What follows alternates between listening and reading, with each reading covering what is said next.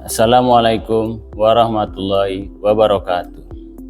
Salam sejahtera untuk kita semua. Semoga Allah Subhanahu wa Ta'ala senantiasa memberikan kesehatan dan kemudahan untuk kita semua. Salam kampus berdampak.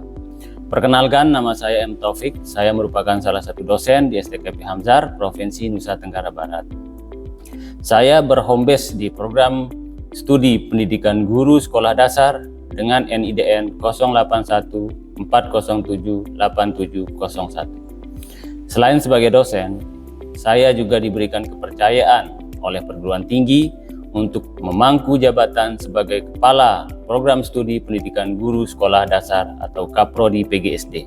Pada kesempatan yang baik ini, dalam rangka memenuhi salah satu persyaratan sertifikasi dosen tahun 2026, saya akan menyatakan pernyataan diri dosen dalam unjuk kerja Tridharma Perguruan Tinggi atau disingkat PDD UK-TPT.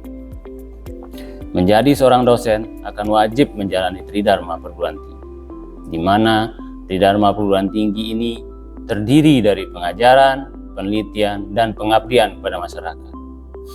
Pada video ini, saya akan menyampaikan salah satu tugas Tridharma saya sebagai dosen, yaitu sebagai pengajar. Pada kesempatan ini, saya akan menjelaskan mata kuliah yang saya ampu di semester genap, yaitu Statistik Pendidikan. Mata kuliah ini sudah sesuai dengan bidang keilmuan yang saya miliki. Mata kuliah Statistik Pendidikan merupakan mata kuliah wajib yang harus ditempuh oleh mahasiswa PGSD pada semester 6 dengan bobot 3 SKS. Capaian pembelajaran lulusan. Yang pertama, mahasiswa mampu mengambil keputusan strategis di bidang pendidikan sekolah dasar berdasarkan informasi dan data yang relevan. Kedua, mahasiswa mampu mengolah sumber daya dan organisasi di bidang pendidikan sekolah dasar serta mampu mengkomunikasikan pengelolaannya secara bertanggung jawab pada pemangku jabatan. Yang ketiga, mahasiswa mampu menguasai konsep, struktur, materi, dan pola pikir keilmuan pendidikan dasar yang diperlukan untuk melaksanakan layanan di satuan pendidikan dasar. Keempat, mahasiswa mampu menguasai konsep dan prinsip pedagogi pendidikan dasar untuk mendukung tugas dan profesionalnya sebagai guru di satuan pendidikan dasar. Yang kelima, mahasiswa mampu mengaplikasikan konsep dan prinsip pedagogi di bidang pendidikan, guru sekolah dasar, dan keilmuan untuk melakukan perencanaan, pengelolaan, implementasi, dan evaluasi dalam bidang pendidikan dasar yang inovatif dengan memanfaatkan iptek yang berorientasi pada kecakapan hidup, life skill, dan entrepreneurship.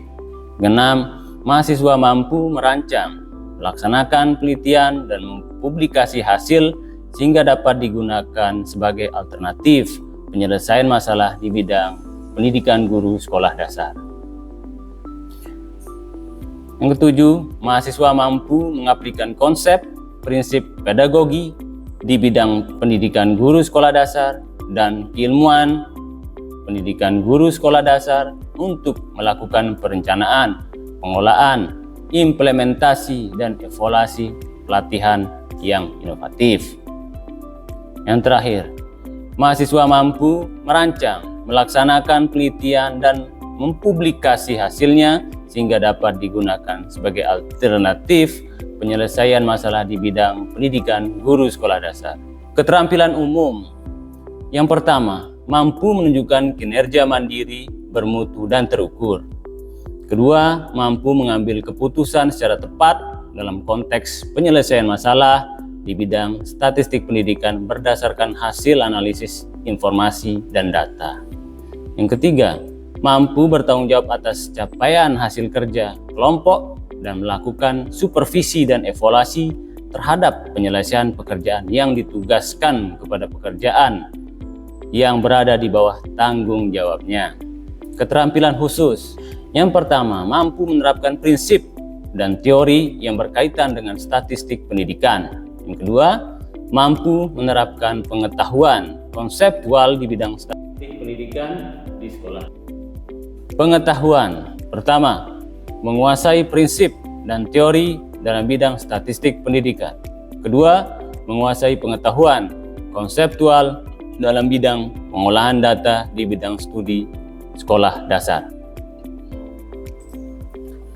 Capaian pembelajaran mata kuliah. Yang pertama, mahasiswa mampu menguasai tentang konsep statistik deskriptif dan statistik inferensial yang digunakan dalam mengolah data hasil penelitian. Yang kedua, mahasiswa mampu menerapkan keterampilan praktik konsep statistik deskriptif dan statistik inferensial yang digunakan dalam mengolah data hasil penelitian. Yang ketiga, mahasiswa mampu menguasai teori statistik deskriptif dan statistik inferensial yang digunakan dalam mengolah data hasil penelitian. Yang keempat, mahasiswa mampu mengaplikasikan teori statistik deskriptif dan statistik inferensial dalam kehidupannya, khususnya dunia pendidikan. Tugas guru secara profesional memahami kode etik keguruan. Capaian sub CPMK. 1. Mahasiswa mampu menjelaskan statistik dan statistika. Yang kedua, mahasiswa mampu mendeskripsikan pengenalan, penjelasan istilah-istilah dalam statistik. Yang ketiga,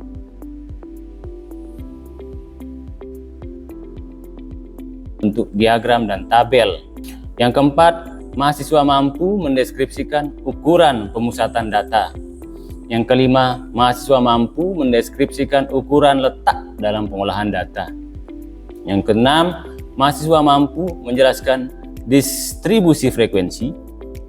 Yang ketujuh, mahasiswa mampu menjelaskan teori peluang. Yang kedelapan, mahasiswa mampu menjelaskan konsep statistik inferensial, hipotesis, taraf signifikansi. Yang kesembilan, mahasiswa mampu menjelaskan uji signifikansi distribusi T. Yang kesepuluh, mahasiswa mampu menjelaskan uji signifikansi distribusi T lanjut. Yang kesebelas, mahasiswa mampu menjelaskan dan menjabarkan analisis varian dan uji signifikansi F. Yang ke-12, mahasiswa mampu menjelaskan analisis korelasi dan analisis regresi. Adapun teknik yang saya gunakan pada setiap perkuliahan yakni teknik DIA, yaitu Delivery, Intersection, dan Assessment. Kemudian metode perkuliahan yang saya gunakan di mata kuliah ini ceramah, diskusi, tanya jawab, presentasi. Sistem penilaian yang saya gunakan pada mata kuliah ini yaitu TS dengan bobot 20%, UAS 30%, tugas 20%, dan kehadiran 30%. Untuk lebih jelasnya, video pembelajaran yang saya lakukan berikut ini. Baik, Assalamualaikum warahmatullahi wabarakatuh. Waalaikumsalam warahmatullahi wabarakatuh. Gimana kabar kalian? Sehat? Sehat. Baik. Sebelum kita memulai pembelajaran untuk pagi hari ini, mata kuliah statistik pendidikan, Ketua Tingkat pimpin doa ya. Sebelum kita mulai pembelajaran pada pagi hari ini, saya berdoa mulai. Doa besar. Ya, baik. Sekarang mata kuliah statistik pendidikan pertemuan kedua ya. Sekarang saya absen dulu ya sebelum kita melanjutkan. Yang pertama Ahmad Aditya. Baik. Yang kedua Arya Wiradinata. 3 Atin Andayani. Baik, Saranova. Desi Wulandari. Baik, kita sekarang pertemuan kedua di statistik pendidikan. Kemarin waktu pertemuan pertama itu kita membahas tentang apa itu statistik pendidikan, apa itu statistik penelitian. Baik. Sebelum kita lanjut ke pertemuan sekarang ini untuk mengenai istilah-istilah dalam statistik, siapa yang tahu atau yang bisa menjawab apa itu statistik pendidikan? Saya, Pak. Baik, silakan Enggi. Baik, izin menjawab Bapak. Statistika pendidikan itu ialah ilmu atau metode ilmiah yang digunakan untuk mengumpulkan mengolah dan menganalisis data angka yang berkaitan dengan dunia pendidikan. Baik ya. Statistik penelitian pendidikan adalah ilmu yang mempelajari bagaimana kita mengolah data mentah sehingga menjadi data jadi. Kita merepresentasikan deskripsi ya.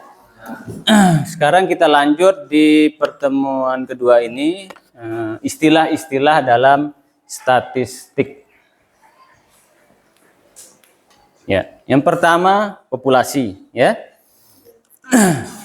Ada sampel nanti. Yang pertama populasi adalah menurut para ahli, menurut Sugiono, wilayah generalisasi yang terdiri atas objek atau subjek yang mempunyai kualitas dan karakteristik tertentu.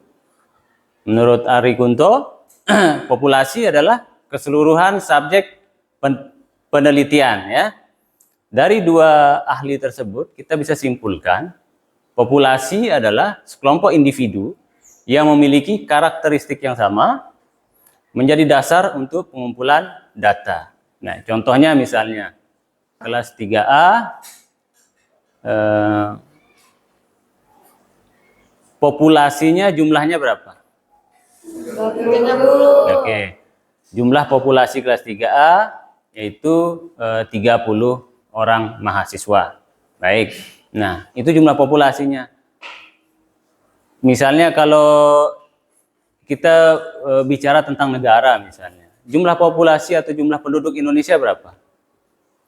Misalnya yang terdata di Badan Pusat Statistik itu ya sekitar 328 juta misalnya seperti itu. 258 juta. Nah, itu populasi warga negara Indonesia. Baik, kita selanjutnya sampel. Sampel adalah bagian dari jumlah dan karakteristik yang sama yang dimiliki oleh populasi. Atau kita bisa simpulkan sampel adalah bagian dari populasi yang memiliki karakteristik yang sama. Nah, misalnya semester 6 ini jumlah semester 6, jumlah mahasiswa semester 6 berapa? 30. Enggak, jumlah mahasiswa semester 6 dari kelas A, B, C-nya berapa? Kita kan punya tiga kelas ya. Kelas A sama kelas A, kelas B, kelas C. Masing-masing kelas punya 30. Baik. Nah, populasi dari kelas 6A tadi 30 kali 3 berapa? 90. Berarti populasi kelas atau semester 6A tadi 90. Nah, begitu ya. Nah, untuk menentukan sampelnya bagaimana? Ya, sampelnya bagian dari populasi yang memiliki karakteristik yang sama. Berarti kita memakai sampel satu kelas saja. Misalnya kelas 6A tadi, 6A yang sekarang ini. Nah, itu sampel dari semester 6A keseluruhan. Baik ya, paham ya? Ya, yang selanjutnya parameter. Ya. Parameter adalah angka yang mendeskripsikan keseluruhan populasi. Misalnya contoh rata-rata populasi misalnya gitu, atau rata-rata nilai siswa kalau kita mengalihkannya ke dunia pendidikan. Ya. Kalau kita mengalihkan ke dunia kesehatan, rata-rata berapa yang sakit TBC misalnya seperti itu ya. Terus yang selanjutnya adalah variabel. Ya, variabel itu dibagi menjadi dua. Yang pertama berdasarkan jenis datanya. Berdasarkan jenis datanya ini dibagi dua lagi. Yang pertama variabel kualitatif, yaitu variabel yang nilai berupa kategori, label atau klasifikasi dan tidak bisa diukur dengan angka. Itu yang perlu dipahami ya. Contohnya misalnya apa? Jenis kelamin, ya, warna mata dan tingkat kepuasan pelanggan. Nah, seperti itu kalau variabel kualitatif, ya. Selanjutnya variabel kuantitatif atau numerik ya. variabel yang nilainya berupa angka, yang ini bisa diukur dengan angka. Contohnya jumlah anak dalam keluarga, ya. Misalnya contohnya lagi apa? Jumlah si mahasiswa semester 1. Nah, itu variabel kuantitatif yang bisa dihitung dengan angka. Sekarang variabel berdasarkan hubungannya, ya. Variabel bebas yang pertama atau variabel independen, variabel yang menjadi penyebab atau yang mempengaruhi perubahan pada variabel lain. Ya. Yang kedua variabel independen, variabel yang dipengaruhi atau menjadi akibat dari adanya variabel bebas tadi. Selanjutnya adalah variabel kontrol, variabel yang sengaja dikendalikan atau dibuat konstan oleh peneliti agar tidak mempengaruhi hubungan antara variabel bebas dan variabel terikat. Misalnya variabel bebas, misalnya variabel independen. Dalam penelitian pendidikan, misalnya contohnya judulnya pengaruh model pembelajaran cooperative learning tipe Jigsaw terhadap prestasi belajar siswa. Nah, mana itu variabel bebas, mana itu variabel terikatnya? Ya, variabel bebasnya apa? Model pembelajaran cooperative learning tipe Jigsaw. Nah, itu variabel bebasnya. Variabel terikatnya apa? Prestasi belajar tadi, ya, karena model ini mempengaruhi prestasi tadi, ya. Sehingga variabel bebasnya adalah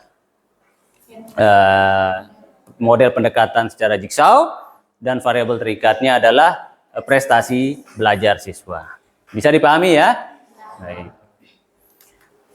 Sekarang data mentah, ya. Mentah adalah kumpulan informasi atau fakta asli yang belum diolah. Itu data mentah, ya. Misalnya contohnya data mentah yang di dunia sekolah atau dunia pendidikan berupa hasil tes siswa, hasil wawancara. Nah, itu hasil tes siswa, misalnya hasil belajar siswa. Kalian kan memberikan soal. Nah, terus hasil dari pemberian soal tadi, siswa mendapatkan nilai. Nah, nilai siswa itu masih mentah, ya, itu belum diolah. Yang kedua, hasil wawancara, ya, atau kalian mewawancarai narasumber. Nah, wawancara narasumber ini, misalnya kepala sekolah, misalnya guru kelas. Dua sumber itu, kepala sekolah, guru kelas. Boleh wawancara lagi satu, Pak, siswa? Boleh, ketika ada kaitannya dengan siswa, ya. Kita wawancarai siswa tersebut. Nah, hasil wawancara dari guru, dari siswa, dari kepala sekolah itu juga bisa disebut data mentah karena kita belum mengaktualisasikan ke dalam deskripsi, ya. Selanjutnya, ya, variabel continue dan variabel discrete. Oke, ya. Variabel continue adalah variabel yang dapat mengambil nilai tak terbatas, ya, dalam rentan atau interval tertentu. Nilainya berupa bilangan desimal dan didapatkan dari proses pengukuran. Contoh, tinggi badan seseorang, ya. Yang kedua, berat badan. Itu masuk variabel continue, ya. Apalagi kira-kira dari adik-adik mahasiswa? Ya, suhu ruangan, waktu tempuh.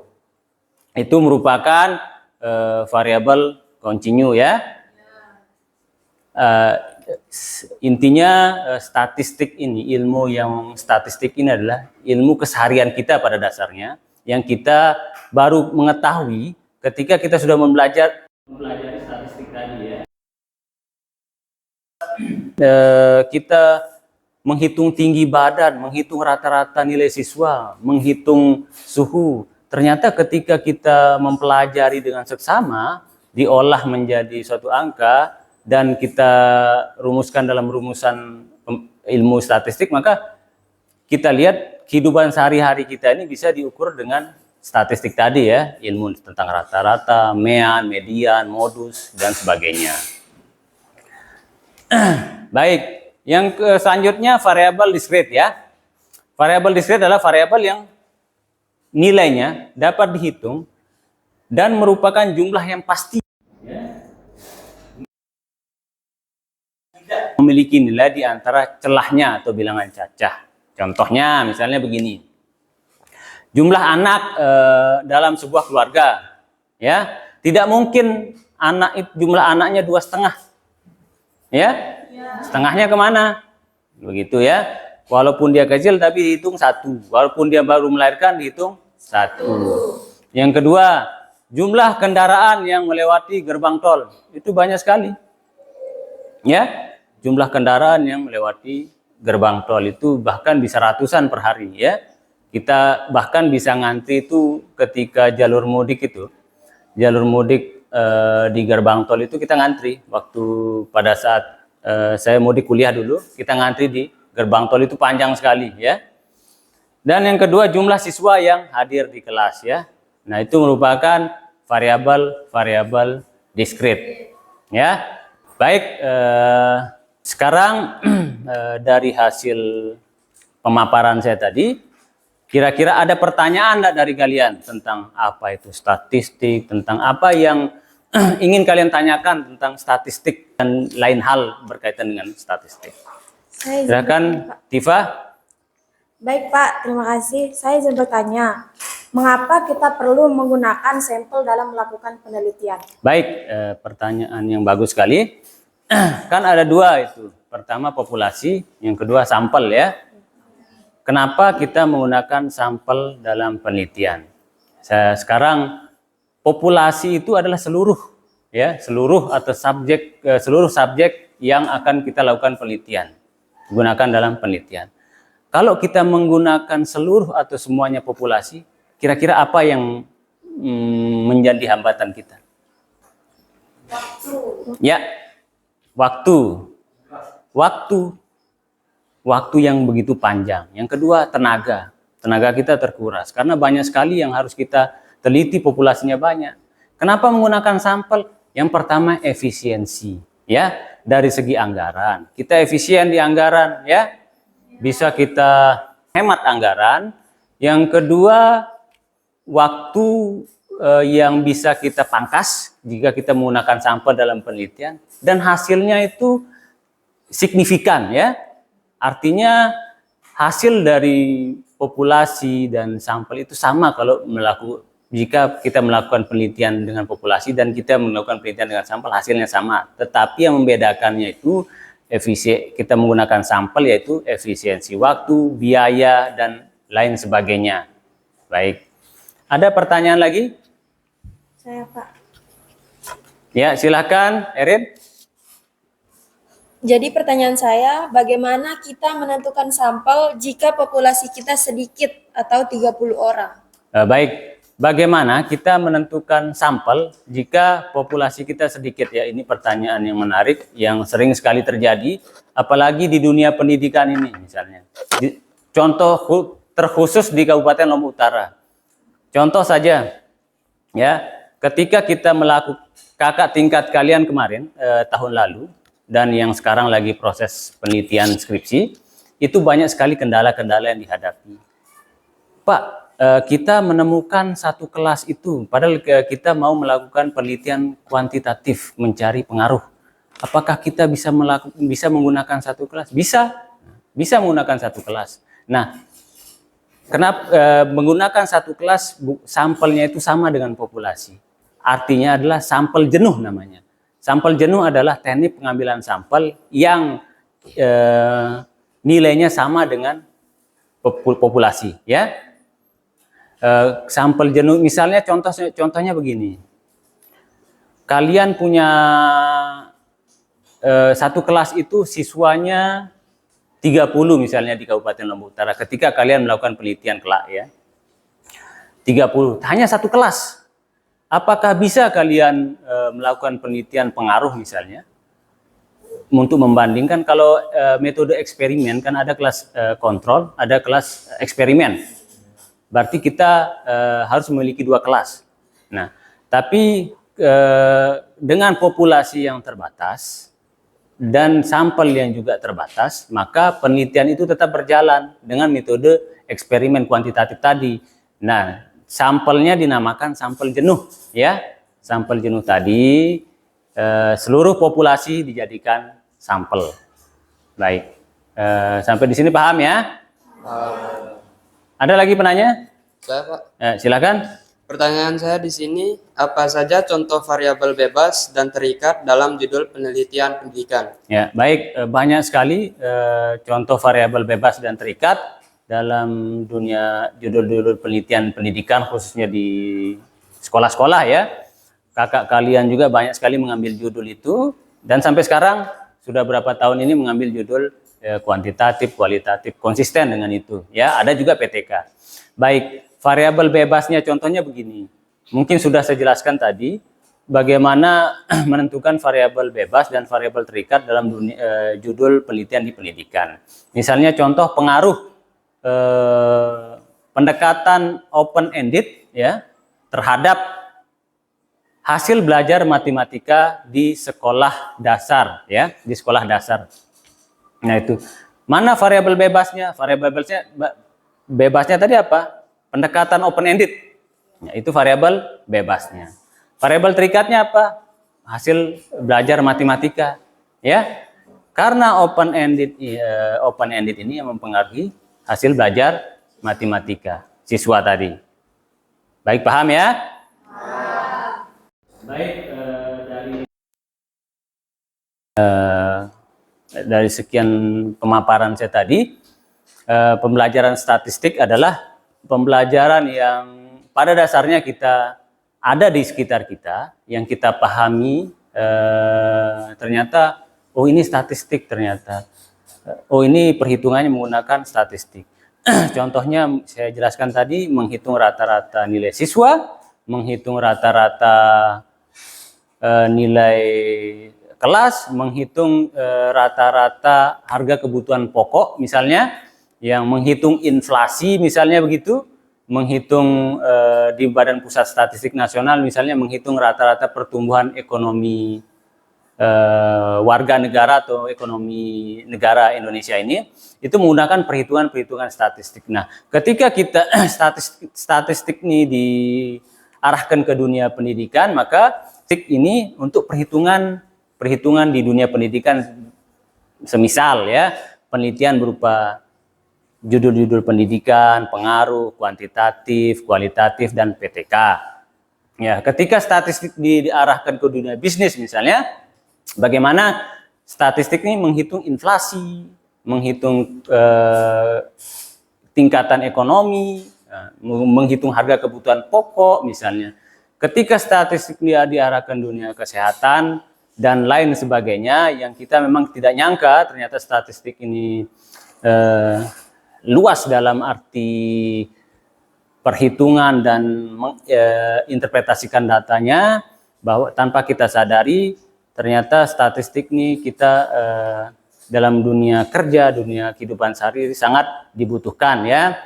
Yang sudah saya sampaikan tadi di dunia bisnis, di dunia ekonomi, dunia pendidikan, terutama di kalian di kalangan keguruan ini, sangat apapun judulnya, mau dia PTK, mau dia pengembangan, mau dia kualitatif, itu butuh perhitungan statistik. Maka dari itu, belajarlah sungguh-sungguh dari bagaimana mengolah data, implementasikan data, bagaimana membuat instrumen tadi, bagaimana membuat kerangka-kerangka berpikir dalam penelitian ya, sehingga data kalian bisa diolah secara statistik dan dapat dipertanggungjawabkan secara ilmiah. Baik, cukup sekian dari saya. Lebih kurangnya saya mohon maaf. Kita minggu depan mungkin kita hadir lagi untuk pertemuan selanjutnya. Baik, assalamualaikum warahmatullahi wabarakatuh. Waalaikumsalam.